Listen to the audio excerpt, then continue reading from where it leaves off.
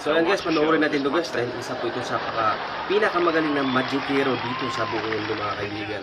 So itong tao na ito mga kaibigan ay nag-teleport po sa ibang bansa. So makikita natin dito, so may papel po siyang hinawakan dito mga kaibigan. So yung papel na yan, sulat po yan galing sa audience mga kaibigan. So binasa niya, yan po yung tatay ng lalaki, yung sa audience. Yan po yung tatay niya mga kaibigan. So namimiss niya. Matagal na po daw sila hindi nagkikita, tsaka ito po yung lalaki. Yan. Isa po yan sila sa pamilya mga kaibigan.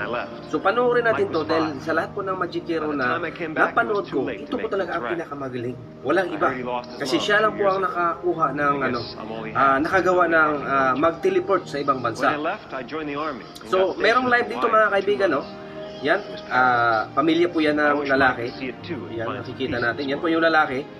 So yung lalaki ng audience nandun po sa stage, sa harap ng stage mga kaibigan. So yung papel na lalaki, binasa po niya yun. So ang nakalagay po sa papel na namimiss na po niya talaga yung pamilya niya. So naintindihan namin niya. Yan, tumayo na po yung lalaki dyan. So panoorin natin to dahil napakalupit po talaga itong magikero na to.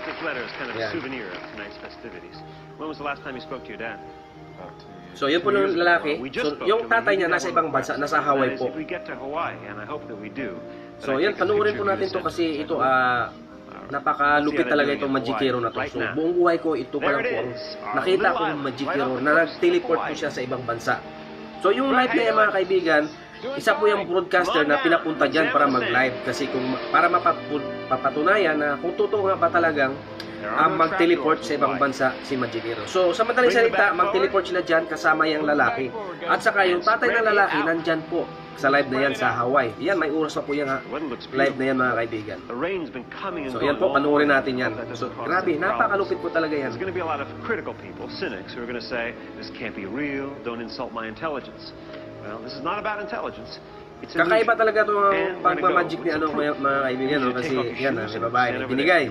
So panoorin natin yan. So random people po, iba pa ito yan sa mga tao yan sa nanonood sa kanya, sa stage. Yan. Ibabato niya yan, kung sino po ang makakuha niyan. So siya po ang may magpa-picture taking po sila. Yan. Sino nakasalo dyan? So gumawa si kuya ng ganyang bagay para hindi masasabing scripted. Yan o. So yan, pinapunta niya sa stage yan. Pinapunta niya. Napakalupit po talaga nito. Grabe. Bilib na bilib ako dito mga kaibigan. So yan. Napakalupit talaga. Yan. Ayan na. Yan, sinulatan yung kamay ni may ibig sabihin yan para palatandaan yan mamaya. Kahit anong sulat, pwede. Nicely done. You went to art school. Come with me. So ayan. This way. We're going to take some pictures. So yung nakakuha ng bola mga kaibigan, yan nasa stage na po. Isang pamilya po yan sila. Right, a big J right there. Yan pinaakyat po. Yan, nagdo-drawing yung bata dyan mga kaibigan. Kahit ano po yung do-drawing. Yeah. Yan. That's a J. Patunay po yan na hindi scripted. Stand right here, Jacob. That's good. Everybody wave high, wave high. Bihira lang yung taong ganito mga kaibigan. Kaya kailangan panoorin natin to kasi dito makakuha tayo ng idea dito kung totoo ba talagang may taong nag-teleport. Kasi kadalasan kasi sa mga makikita natin nag-teleport, nasa movie na po yun. Sa totoong buhay, wala pong ganyang tao na mag-teleport sa ibang bansa o sa ibang lugar. Yan. Grabe, no? Yan, may kinuha na siyang papel. So, yung parang dyan mga kaibigan, dyan po sila sasakay dyan para mag-teleport po. So, dito may may salamin po. So, nilagyan ng salamin para panigurado na hindi talaga siya scripted. Makikita po talaga siya. Walang daya. Yan, makita siya. So nakikita nyo yung papel kanina ng pinirmahan ng bata, sinulatan ng bata. So patunay po 'yon na pagpunta niya sa ibang lugar sa Hawaii na naka-live dahil may pinapunta po broadcaster doon na para mag-live. Para patunay na hindi po scripted, na totoo po na mag-teleport sila. So ipapakita niya doon sa live mamaya. Yan. Yan mo. Grabe, no? Pambihira na po ang taong gumagawa nito. Napakalupit po nito. Grabe. Ayan o, kita nyo yan. Hinawakan niya yan. Mamaya, nasa ibang bansa na siya. Nasa ibang lugar na siya. Nasa Hawaii siya. Papakita niya yan. Pick out something in that picture that you can recognize. When you see it again, tama. that goes in your pocket. Keep it safe. Remember, we threw a ball Ayan, in nilagay na a sa number of bulsa. times until you were So dyan satisfied. sila mga kaibigan. So Gentleman stood makikita up, natin, grabe wrote his napakagaling initials on my talaga arm. nito. BS. Unbelievable. Siya lang po talaga ang nakagawa nito mga Yes, I kaibigan. know. Just checking, just checking. Panoorin Remember pa what that natin looks to. like? The reason we took the Polaroid. Ayan, And my new nakita niya yung tattoo. sulat dito. Mamaya, This papakita din niya yung sa on that live. beach in Doon sa ano. Hawaii. You know Yan, yung the broadcaster ng mga real kaibigan, world nung pumunta po sa Hawaii, nasa tabing, No camera ano po trick sila, or nasa computer baybayin, effect. sa tabing dagat po sila. So, nandun po naka-live at saka yung pamilya ng lalaki, nandun po sa ibang bansa. Yan, matagal na po sila hindi nagkita, kaya yun ang kinuha niya. Yan, magkikita sila ng tatay niya doon. Yan. Tingnan natin hanggang matapos ng mga kaibigan. Napakagaling po nito talaga. Unbelievable talagang Magic Hero na to. Imagine your perfect place. Oh. Ayan mo. Ayan. Boom! Tingnan mo. Nawala, di ba? Nawala, oh. Yan. Live po yan. Yung nasa TV na yan, live po yan. Yung nasa TV, live po yan mga kaibigan. Grabe po yan. Yan. Yung screen na yan, naka-live po yan. May oras po. Tsaka makikita natin may nakalagay na live. So, grabe talaga, no? Legit po talaga ito. Legit po. Para sa akin, legit po talaga ito mga kaibigan. Yan. Yan. Diyan po lalabas yung si kuya na magician at saka yung lalaki. Yan, yan na. Yan. Nasa Hawaii po yan. May oras pa yan.